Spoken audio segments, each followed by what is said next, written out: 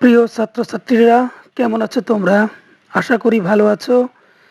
আমি মোহাম্মদ বিল্লাল হোসেন, সহকারী শিক্ষক ইংরেজি, হরিনারায়ণপুর মাধ্যমিক বালিকা বিদ্যালয়।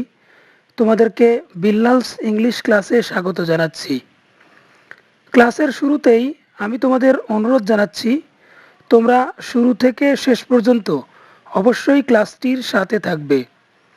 At the beginning of the class, I should request you to stay with the class from first to the last. আজকের ক্লাসে আমরা নবম দশম শ্রেণীর ইংরেজি প্রথম পত্রের ইউনিট 14 লেসন 3 এর অন্তর্গত একটি বিখ্যাত কবিতা নিয়ে আলোচনা করব। তো চলো দেরি না করে দেখে নেওয়া যাক আজকের কবিতাটির নাম। Let's see the name of the poem.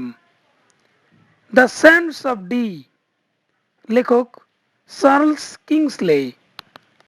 কবিতাটি শুরু করার পূর্বে চলো কবি চার্লস কিংসলে সম্পর্কে জেনে নেওয়া যাক। Let's know about Charles Kingsley. Charles Kingsley একাধারে চার্চ অফ ইংল্যান্ডের পাদ্রী, বিশ্ববিদ্যালয়ের অধ্যাপক, বিখ্যাত ইতিহাসবিদ এবং লেখক ও কবি ছিলেন। Charles Kingsley was both a Pope of English Church, professor of university, famous historian, writer and poet. তিনি 1819 সালের 12 জুন তারিখে ইংল্যান্ডের ডেভন এর হোলন নামক স্থানে জন্মগ্রহণ করেন। He was born at Holne in Devon in England on 12 June 1819. তার বাবার নাম রেভারেন্ড চার্লস কিংসলে। দুই ভাইয়ের মধ্যে সে ছিল বড়। তার ভাইয়ের নাম হেনরি কিংসলে এবং বোনের নাম ছিল চার্লটি চান্টার।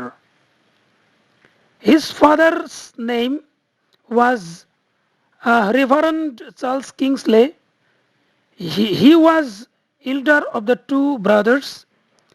His brother's name was Henry Kingsley and sister was Charlotte Chanter. তিনি তার ছেলেবেলার অধিকাংশ সময় কাটিয়েছেন ফিনল্যান্ডের বার্নাকে। He spent most of his boyhood in Barnack, Finland. তিনি 1860 সাল থেকে 1869 সাল পর্যন্ত ক্যামব্রিজ বিশ্ববিদ্যালয়ে আধুনিক ইতিহাস বিষয়ে অধ্যাপনা করেন। He was a professor of Cambridge University on modern history from 1860 to 1869. তিনি বিখ্যাত বিজ্ঞানী চার্লস ডারউইনের ঘনিষ্ঠ বন্ধু ছিলেন। He was an intimate friend of Charles Darwin, a famous scientist. তার বিখ্যাত বইগুলোর মধ্যে রয়েছে Hypatia, Hereward the Wake. His famous books are Hypatia and Hereward the Wake. তিনি 1875 সালে হ্যাম্পশায়ারে মৃত্যুবরণ করেন। He was died at Hampshire in 1875. এবারে চলো কবিতাটি ভালো করে পড়ি ও বুঝি। The sands of Dee, Dee নদীর বালুচর। চার্লস কিংসলে, লেখক Charles Kingsley. O Mary, go and call the cattle home. ওহে মেরি, যাও, গরু বাছুরগুলোকে বাড়ি নিয়ে এসো। And call the cattle home, and call the cattle home.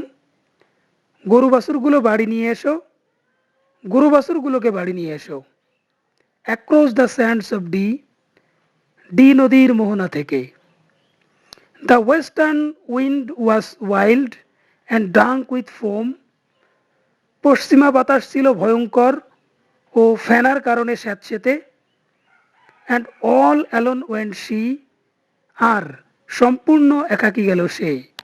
The western tide crept up along the sand, তীর বরাবর আছড়ে এসে পড়ল পশ্চিমা স্রোত। And over the sand, and round the sand. আর তীরের উপরে উপরে আর বালুকাময় তট ছাপিয়ে। As far as I could see, যতদূর চোখে দেখা যায়। The rolling mist came down and hid the land. ঘূর্ণায়মান কুয়াশা নেমে এলো আর ঢেকে ফেলল স্থলভাগ। And never home came she, এবং কখনো ফিরল না সে বাড়ি। Oh, is it weed or fish or floating hair? ও, এটা কি শৈবাল নাকি মাছ নাকি ভাসমান চুল? A trace of golden hair, একগোছা সোনালি চুল। A drowned maiden's hair, ডুবে যাওয়া কোনো কুমারীর চুল। Above the nets at sea, সমুদ্রের জলের উপরে। Was never salmon yet that shone so fair, কখনো কোনো স্যামন মাছ উজ্জ্বলতা বিকিরণ করেনি এমন। Among the stakes of D, সমুদ্রের জালের খুঁটিগুলোর মধ্যে। They rode her in across the rolling foam, ঘূর্ণায়মান ফ্যানের মধ্য দিয়ে দাঁড় বেয়ে তারা নিয়ে এলো তাকে। The cruel crawling foam, the cruel hungry foam, নিষ্ঠুর ধীরে বেয়ে ওঠা ফেনা, নিষ্ঠুর ভুভুক্ষ ফেনা। To her grave beside the sea, সমুদ্রের পাশে তারই কবরে। But still the boatman hear her call the cattle home, কিন্তু এখনো মাঝিরা শুনতে পায় মেয়েটির গরু বাছুরগুলো নিয়ে ঘরে ফেরার ডাক। Across the sands of D নদীর বালুচরে। এবারে চলো কবিতাটির সামারি বা মূলভাব বোঝার চেষ্টা করি। কবিতাটিতে মেরির মা মেরিকে ডি নদীর মোহনা থেকে গরু বাছুরগুলোকে বাড়ি আনতে বলল। Mary's mother called her to call their cattle from the sands of Dee. Mary গরু বাছুরগুলো আনতে গেল তার চিরচেনা সেই ডি নদীর মোহনায়। ওখানকার মাঝিরা যারা সমুদ্রে মাছ ধরত সবাই মেরির পরিচিত ছিল। তার কণ্ঠে গরু বাছুর ডাকার নিত্যদিনের সুরটি সবার পরিচিত ছিল। Mary went to her ever known sands of Dee to call the cattle. The all boatman there are very familiar to Mary. The sound of calling the cattle is known to all. সেদিন আর গরু বাছুর নিয়ে Mary বাড়ি ফেরেনি। ঝড় উঠেছিল সমুদ্রে আর নিষ্ঠুর স্রোত তাকে ভাসিয়ে নিয়ে গিয়েছিল। Mary did not return home anymore. A storm rose in the sea. The cruel tide floated her away. মাঝিদের মাছ ধরা জালে তার মৃতদেহ বেঁধেছিল। মাঝিরা অত্যন্ত কষ্ট পেয়েছিল। মৃত মেরিকে স্যামন মাছ আর তার চুলকে সোনালি চুল গুচ্ছ হিসেবে দেখেছিল। The dead body of Mary was catched by the nets of the boatmen. They became very shocked. They take the dead body as salmon fishes, and her hair is like the bunch of gold. মাঝিরা তাকে D নদীর পাড়ে কবর দিয়েছিল, কিন্তু তাদের যেন মনে হতো মেরি তার গরু বাছুরগুলোকে তখনও তার নিজস্ব সুরে সুরে ডাকছে। The boatman buried her beside the sands of Dee, but still the boatman could hear the sound of Mary's calling the cattle.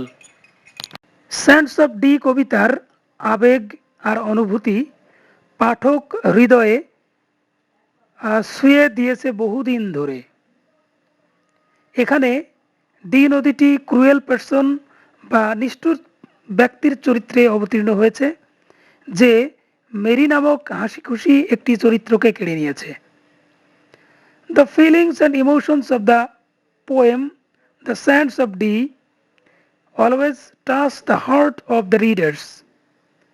Here, the river Dee acts as a cruel person who takes away the life of Mary cruelly. হ্যাঁ, তাই এই কবিতা অবলম্বনে 1912 সালে বি.ডব্লিউ. Griffith এর পরিচালনায় একটি চলচ্চিত্র নির্মিত হয়েছে, যা বিভিন্ন স্তর থেকে পুরস্কারপ্রাপ্ত হয়েছে। A film had been produced on the theme of the poem The Sands of Dee in 1912 by the direction of B.W. Griffith, which brought a lots of prizes from various sources. তো প্রিয় ছাত্রছাত্রীবৃন্দ, আমরা আজ আমাদের ক্লাসের সব শেষে চলে এসেছি। ক্লাসটি শেষ করার পূর্বে তোমাদের কাছে আমার অনুরোধ থাকবে যে পাঠ্য বই থেকে এই কবিতাটি অনুভূতি দিয়ে পড়বে, এর অন্তর্নিহিত মর্ম বোঝার চেষ্টা করবে। তো এতক্ষণ আমার সাথে থাকার জন্য তোমাদের অনেক অনেক ধন্যবাদ। সবাই ভালো থাকো, সুস্থ থাকো। আল্লাহ হাফেজ।